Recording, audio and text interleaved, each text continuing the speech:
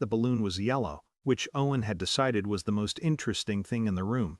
Marcus watched his son reach for it from the high chair, fingers spread, face absolutely concentrated, the way one-year-olds approach problems with their whole bodies, and felt something so uncomplicated that it almost surprised him. Just that. Just his son and a yellow balloon and the particular quality of morning light in their kitchen.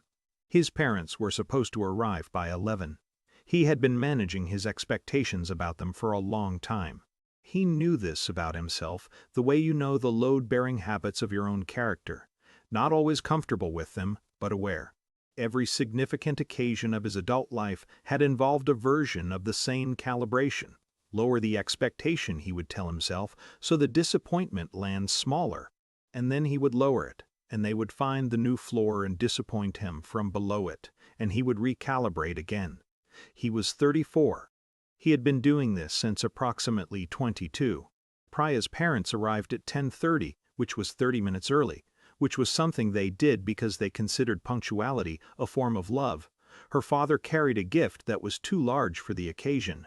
Her mother brought food that nobody had asked for, and that was exactly right. They came through the door and her mother went directly to Owen, without taking her coat off first, and made a sound that was somewhere between a word and a melody, and Owen, who had met them 4 times, reached for her with both arms. Marcus watched this from the kitchen doorway. He wasn't sure, yet, what he was feeling. He was still in the part of the day where he believed his parents were going to arrive. The call came at 11:40.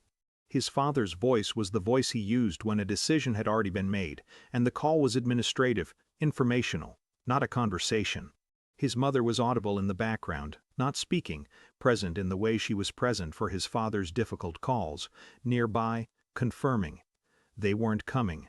He heard the reasons in the way you hear things when the content is less important than the fact of them. And then his father said the thing that changed the shape of the afternoon. "We don't recognize this grandson."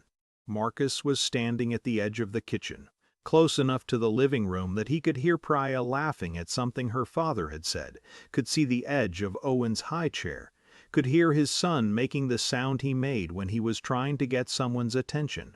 He stepped into the hallway and closed the door. He stood there for a moment with his phone at his side. The hallway was quiet. A coat rack, a small table with keys on it, a candle they kept meaning to light more often. A drawing Owen had made. Not really a drawing, a mark, the kind of mark a one-year-old makes when handed a crayon and a piece of paper, which Priya had immediately framed, because she was exactly the person who would do that. Marcus looked at the mark in the frame. He thought about what his father had just said. "We don't recognize this grandson." He turned the sentence over the way you turn something over to find where it's sharp. There was a theology to it, a language borrowed from something formal, a declaration designed to land with weight.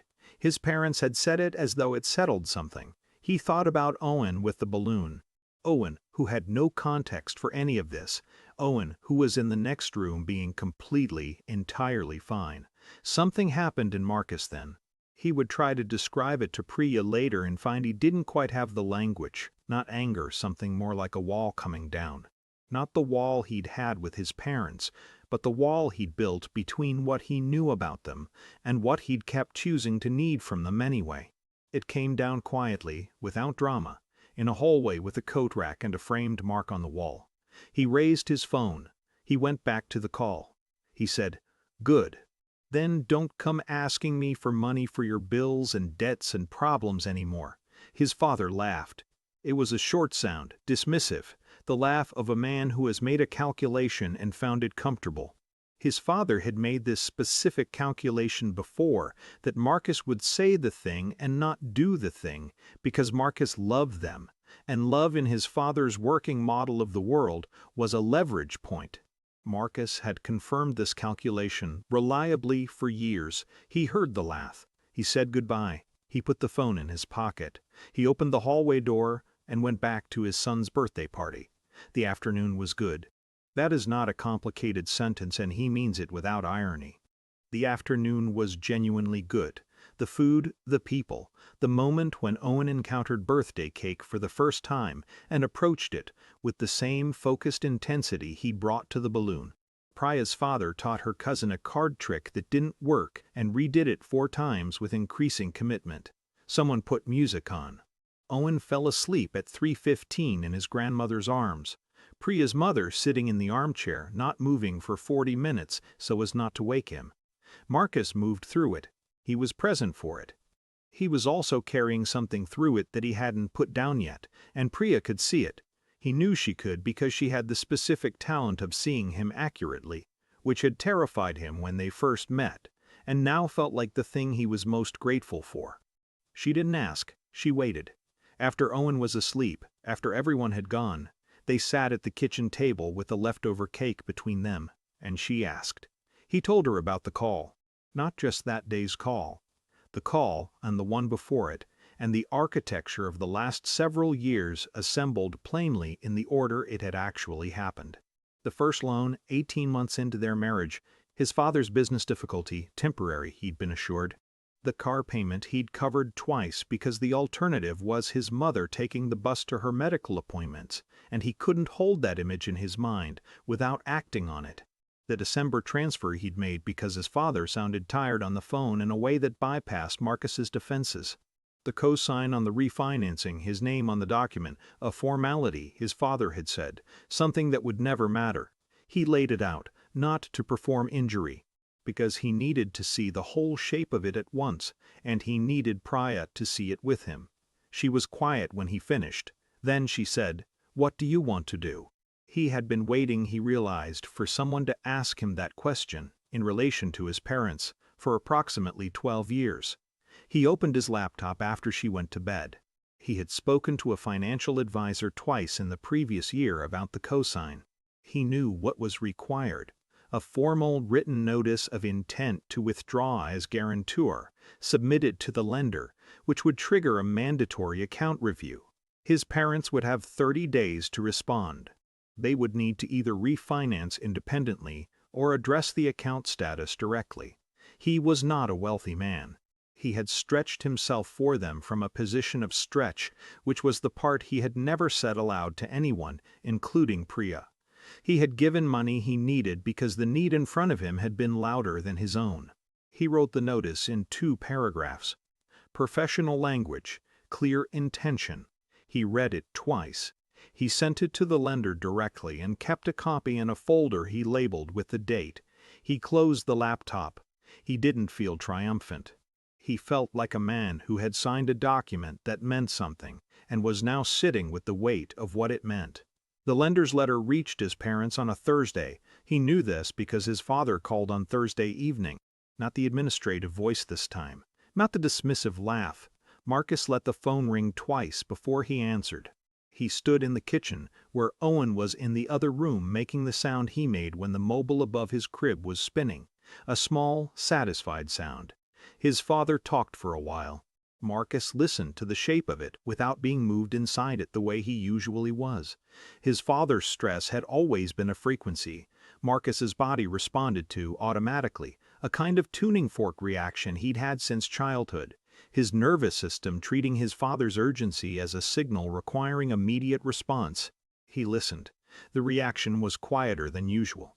When his father stopped, Marcus said, "I told you I was stepping back. I meant it." No heat. No performance. Just the fact of it. His father said several more things. Marcus listened to those too.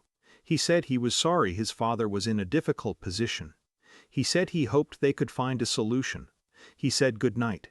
He stood in the kitchen for a moment after the call ended.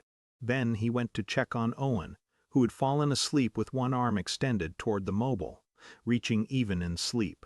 The days after were not simple. He had expected, somewhere underneath everything, that doing the thing would feel cleaner than this. Instead, it felt like standing in a space that had been cleared of furniture, more room, but also less to hold on to. He found himself in uncertain territory about questions he hadn't expected to still be uncertain about. What did he want his parents to mean to Owen? Whether that was his decision to make or Owen's, when Owen was old enough to make it. Whether estrangement was a word that applied to what was happening, or whether there was another word, more accurate, that he hadn't found yet. Whether his father's laugh on the phone, the dismissive one, the one that assumed Marcus wouldn't follow through, would be a sound he thought about for a long time. He and Priya talked about it at night, quietly after Owen was asleep. She didn't offer conclusions. He didn't want conclusions. He wanted to think out loud with someone who would stay in the room while he did it, and she was that person, and he was aware of how much his life depended on her being that person, and he was grateful in a way that had no adequate expression. A week after the birthday, he found a photo. Priya had taken it during the party, not posed, not framed for the camera, just Owen in the high chair with the balloon, that moment from the morning, caught. Owen's whole face concentrated and open, reaching. Marcus looked at it for a long time. His parents were not in the photo. They were not in any photo from that day. This was a fact, and he let it be a fact without editorializing around it. He thought about what he would tell Owen someday, when Owen could ask. He didn't know yet. He knew he wanted to be honest. Not brutal. Not managed. Just honest. The way he was trying to learn to be in general. He knew that his parents were who they were, and had perhaps always been who they were, and that he had spent a significant portion of his life trying to need less from them than he actually needed, and that neither of those things was Owen's problem to inherit. He was 34. He was learning something that maybe should have been learned earlier, which was that protecting his son didn't require his parents to change. It just required him to stop organizing his life around the possibility that they might. He didn't know yet how to do that fully. He was at the beginning of knowing it, which is different from the end, which is where he'd always waited to arrive before he was willing to change anything. Beginning felt uncertain and necessary, and today, sitting with the photo, something he was willing to stay inside. Owen reached for things even in sleep. Marcus thought he could learn something from that. He saved the photo to his phone and put it as his wallpaper, the yellow balloon at the edge of the frame, his son's whole body asking for it. He would figure out the rest from here.